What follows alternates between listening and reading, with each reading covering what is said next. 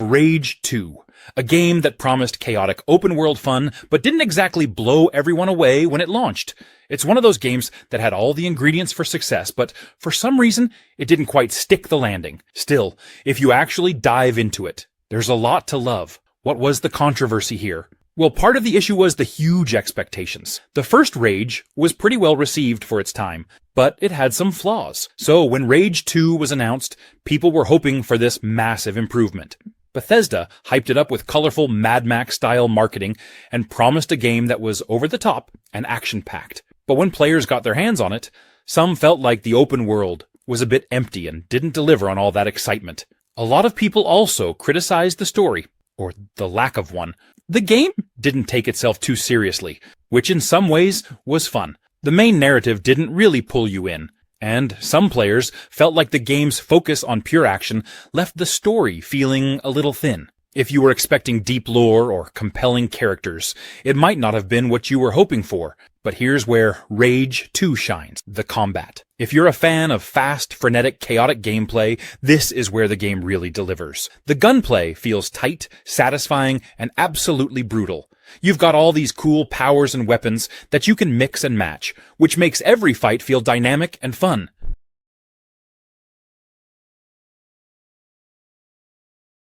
Hellblade 2. The first Hellblade was all about that raw, emotional journey and its deep dive into mental health. So when the sequel came out, a lot of people were expecting the same kind of intimate experience. And while it definitely delivers on atmosphere and emotion, not everyone's on board with some of the changes. One of the big things people are talking about is the shift towards more combat. In the first game, the fighting was kind of secondary to the story. It was there, but it wasn't the main focus. With Hellblade 2, they've definitely ramped up the action, and some fans aren't too happy about that. They wanted more of those quiet, introspective moments that made the first game stand out. But honestly, I think the combat adds a new layer of intensity. Sure, it's more frequent, but it's still tied to Senua's emotional journey, and it makes sense within the context of the story. Another thing that stirred up some controversy is whether the game leans too heavily into its cinematic elements. There's a lot of visual spectacle in Hellblade 2. The graphics are insane, and the world building is next level, but some players feel like it's trying to be more of a movie than a game, which has rubbed a few people the wrong way. I get that, but at the same time, this is what Hellblade is all about, immersing you in this visceral, haunting world. What I love, though, is how Hellblade 2 stays true to its roots. Despite all these changes, it still tackles heavy themes like trauma and mental illness, and it does it with a lot of care and respect. That alone makes it stand out in today's gaming landscape. And even with more combat. The Last Guardian. One of those games that had so much hype, but didn't quite land for everyone when it came out. I mean, this game was in development forever. It was first announced back in 2009, and people were excited because it came from the same team behind ICO and Shadow of the Colossus. Two absolute classics. But by the time it finally released in 2016, it felt like the gaming world had moved on, and the expectations were sky high. The controversy with The Last Guardian mainly came down to its controls, and the AI for Trico, the giant bird dog creature that's basically your companion throughout the game. Trico is central to the whole experience, and players were supposed to bond with it. But here's the thing. Trico is stubborn. It doesn't always listen to your commands, which frustrated a lot of people. Some players were like, why isn't this thing doing what I want it to do? But if you think about it, that's kind of the point. Trico isn't just a tool or a simple AI. It's meant to feel like a living creature with its own personality, and sometimes that means being a little unpredictable. Another thing people struggled with was the camera and controls. They felt a bit clunky and dated, which made navigating the beautifully crafted world more challenging than it should have been. In an era where gamers expect smooth controls, this was a big sticking point for a lot of folks. But if you could get past that, there's something magical about the game. The bond between the boy and Trico, it's incredible. Quantum Break. It's one of those games that had such a cool concept. It was supposed to be this ambitious blend of a video game and a live-action TV show. Remedy Entertainment, who, by the way, also made Alan Wake and Control, really went for it with this one. But despite all the effort, it didn't quite land the way they hoped.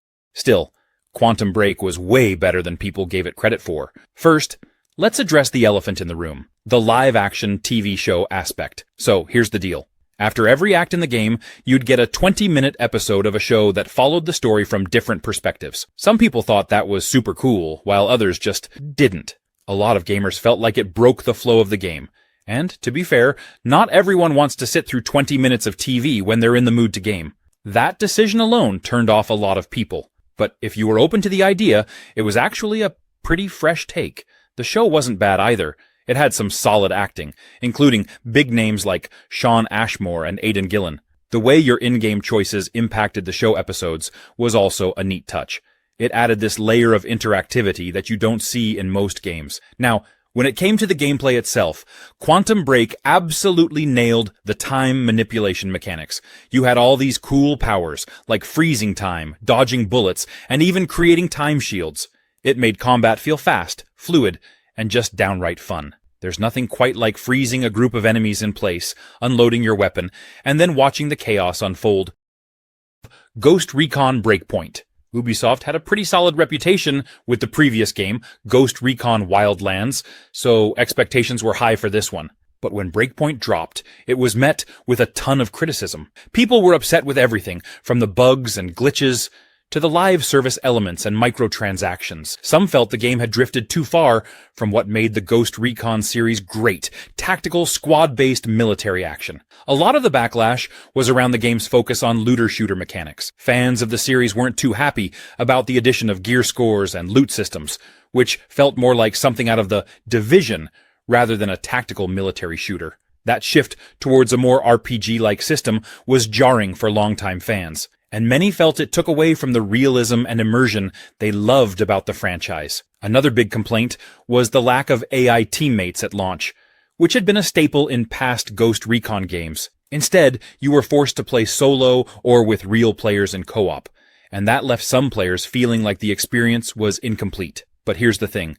Ubisoft listened to the feedback. Over time, they patched the game, added new features, and really worked to improve the overall experience. AI teammates were eventually brought back, and many of the issues with bugs and balance were addressed. The game today is a much better, more polished version than it was at launch. Despite the rough start, Breakpoint offers a lot for fans of tactical shooters. Mass Effect Andromeda. When this game launched, it got a ton of hate, and a lot of it had to do with the infamous facial animations. I mean, people were making memes about the character's weird robotic expressions within hours of release. It was hard not to laugh, but at the same time, it took away from what the game was trying to do. On top of that, there were bugs. A lot of bugs. Some people felt the world was a bit empty compared to the richness of the original trilogy, and that really disappointed hardcore fans of the series. You know, expectations were sky high coming off the original Mass Effect trilogy, which is beloved for its deep story, memorable characters, and complex choices. Andromeda had a tough act to follow, and when it didn't hit the same highs, fans let their disappointment show. But here's the thing. If you step back and give Andromeda a fair shot, there's actually a lot to like. It's got this huge open-world feel with new planets to explore, and a brand new galaxy to discover. The combat is actually one of the highlights, really fluid and fun. If you liked the action in the original games, but wanted more flexibility, Andromeda definitely delivers on that front. Plus, the exploration aspect is pretty cool. Driving around in the Nomad, checking out alien worlds, and slowly unraveling the mysteries of the Andromeda galaxy can be really immersive. It may not have hit the emotional highs of the earlier games, but it's not without its charm. It's also worth noting that BioWare fixed a lot of the early issues with patches. BioShock Infinite. This game had a huge amount of hype before its release, and when it finally came out, some people loved it, and others felt it was a step down from the more atmospheric and horror-focused tone of the first two games in the series. One of the big reasons it got some backlash was that it moved away from the darker, more claustrophobic setting of Rapture to the bright, floating city of Columbia.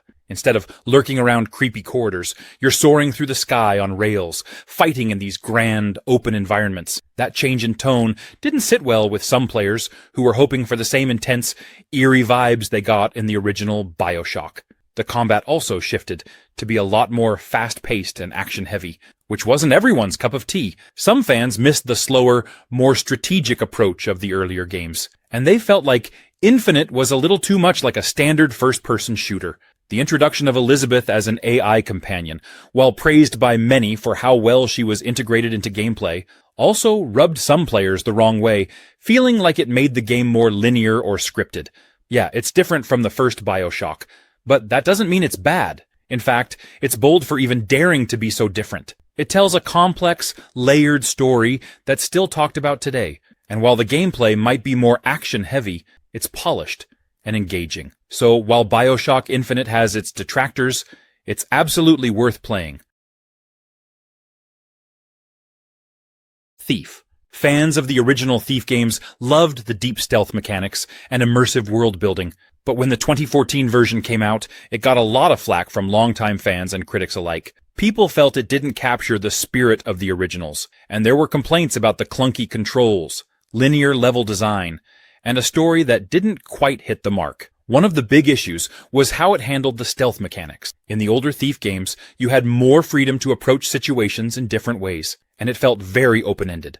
But with this reboot, many players felt like it was more restrictive, with levels that funneled you into specific paths. That loss of freedom didn't sit well with fans who loved the open-ended, creative gameplay of the original series. On top of that, some of the AI was criticized for being too predictable or outright dumb at times, which kind of broke the immersion for a stealth-focused game. But here's the thing. If you step back and take Thief 2014 for what it is, it's actually a pretty solid stealth game.